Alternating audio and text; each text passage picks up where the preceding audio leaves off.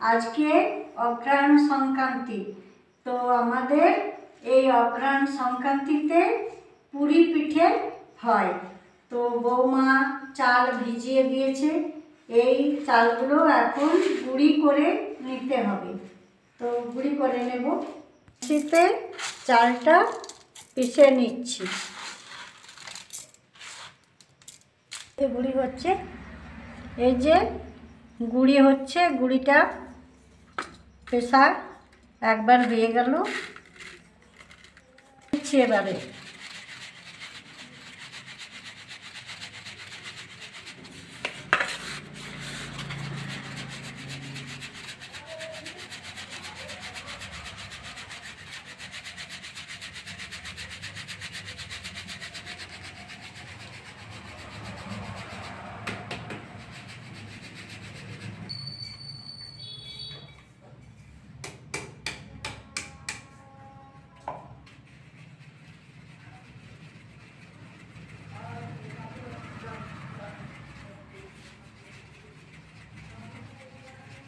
দেখুন বন্ধুরা, আমার গুঁড়িটা তৈরি হয়ে গেছে। বসিয়েছি, এবারে চাচিটা বানাবো।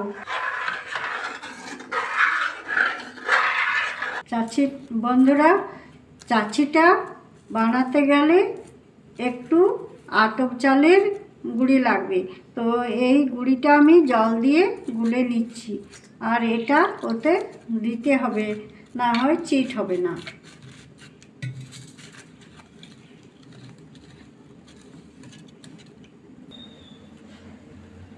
এটা এই দুধের মধ্যে দিয়ে দিচ্ছি, তাহলে একটু ঘন হবে।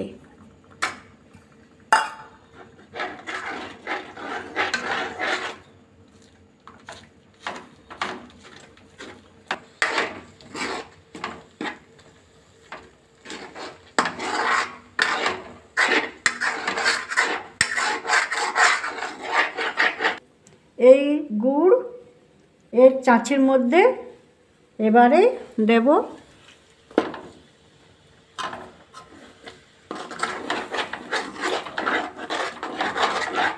চাচ্ছিটা হয়ে গেল। এবারে আমি এটা একটু ঠান্ডা হতে দিয়ে পিঠাগুলো বানাবো। এর জন্য জল গরম হতে দিয়েছি, এবারে গুঁড়িটা মেখে নিতে হবে। তার আমার ফুটে গেছে, এবারে জলটা নামিয়ে নিচ্ছি।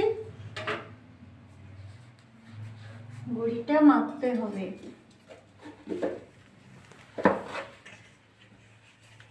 নুন দিতে হবে।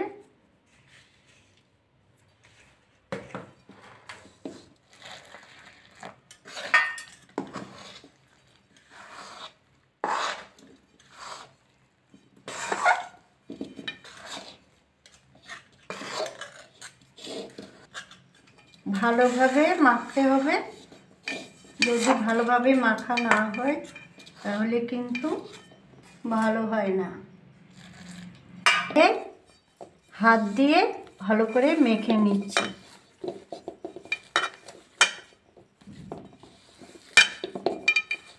মাখা তো হয়ে গেল, এবারে আমি পিঠাগুলো তৈরি করে নিচ্ছি।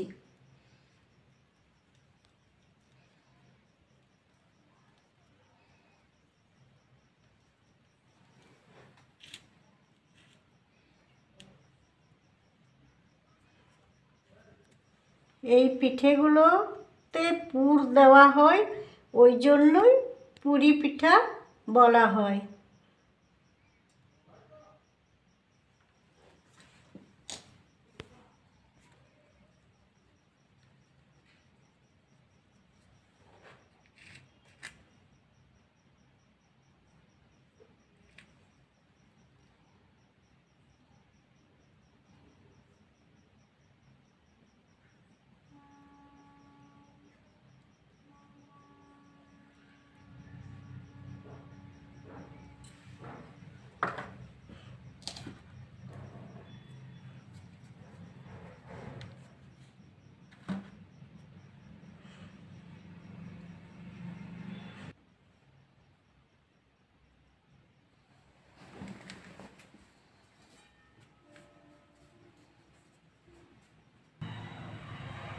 পিঠেগুলো আমার তৈরি করা হয়ে গেল।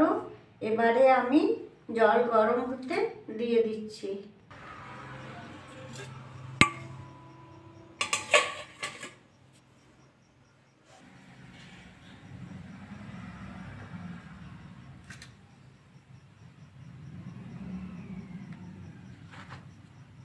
এই পিঠেটা খেতে খুব ভালো লাগে।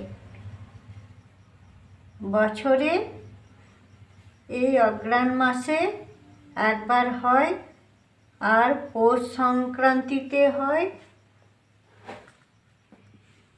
আর সরস্বতী পূজার আগে পর্যন্ত যে যতবার করতে পারবে হবে, কিন্তু সরস্বতী পুজো পার হলে আর হয় না।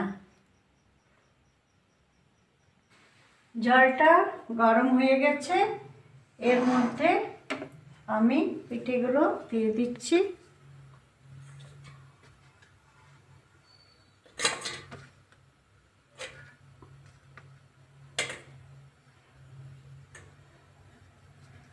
পিঠেগুলো ভাপে সেদ্ধ হয়, আর কিছু লাগে না। এভাবে থালা ঢাকা দিতে হয়। পিঠেটা হয়ে গেছে, এবারে তুলে নেব। একটুখানি জল দিতে হবে।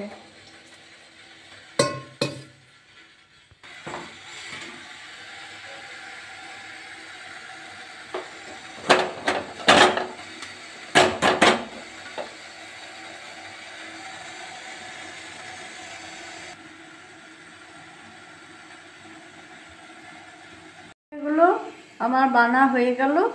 এবারে খেয়ে দেখি কেমন হয়েছে।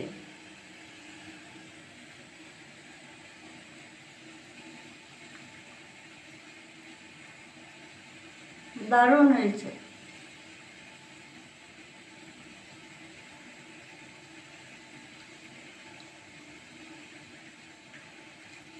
এই ভিডিওটা রাখছি।